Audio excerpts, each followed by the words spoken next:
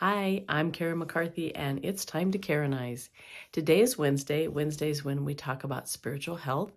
And first, I have to apologize for a pretty extended absence if you've been following my channel. Got COVID and just kind of got knocked off my feet. It took me a long time to get my energy back, but it's finally starting to come back.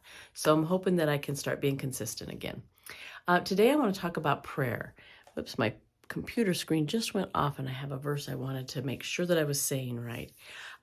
Philippians 4:6 says, "Don't be anxious about anything, but in everything by prayer and supplication with thanksgiving, let your requests be known to God." There are other scriptures that say to pray without ceasing, not ceasing, ceasing. Um, and that doesn't mean that we have to do nothing but pray, but I don't know about you, but constantly in the back of my mind when things are going on during the day, I'm talking to God. If it's just one or two words or whatever, I'm talking to God a lot. And that just helps us to keep that closeness. It's kind of like if you have a family member and you're not talking much, there's not that closeness that's there if you have lots of conversations. And I don't just mean texting. I mean actual face-to-face conversations. Anyway, another point about prayer. A lot of times I see people saying God hasn't answered my prayer. And I want to talk about there's three ways that God can answer. He can answer yes right away. He can answer not the right time yet. Or he can answer no.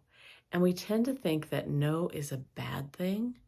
But I'll tell you what, I remember when I was in my 20s, maybe my 30s, and I had something that was just so important to me, and I begged and begged and begged for that to happen. And I won't even talk about what it is, but I look back now and I am so thankful that God did not say yes, because had he said yes, my life from that point until I die probably would have been a ton more stressful.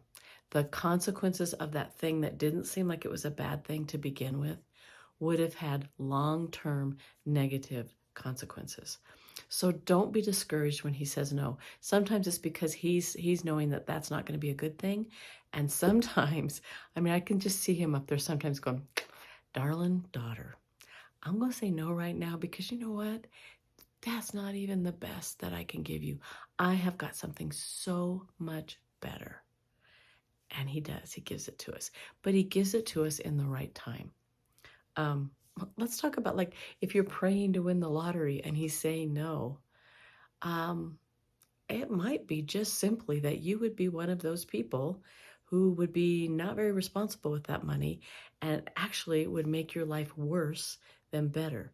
Sometimes we tend to think that if we had a lot of money, life would be better. But look at the stars, like the movie stars and the actors and music stars. Look how many of them, they have tons of money, but their lives are horrible. They're taking drugs, dying of overdoses. They're just miserable. Money is not the answer to happiness, and sometimes it can be the complete opposite.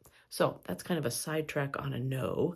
And the not yet, he knows the timing. Maybe you're praying for a certain job, and he's like, nope, not yet. That's not the right time for that job, or that's not the right job. I have a better one for you. So don't be discouraged if you don't always get yes answers right away, because he knows the big picture. We only know this much. He knows the big picture, and he knows what's going to be good for you in the long run. So have a wonderful week. I hope that was encouraging, and I will talk to you on Friday with emotional health.